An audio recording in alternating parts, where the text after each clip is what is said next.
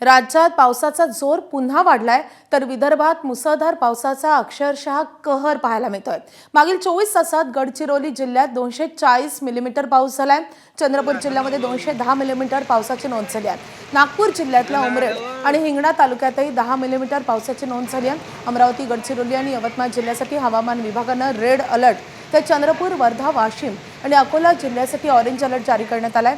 तसंच विदर्भासह मराठवाडा आणि मध्य महाराष्ट्रातही अनेक ठिकाणी अतिवृष्टीची शक्यता आहे।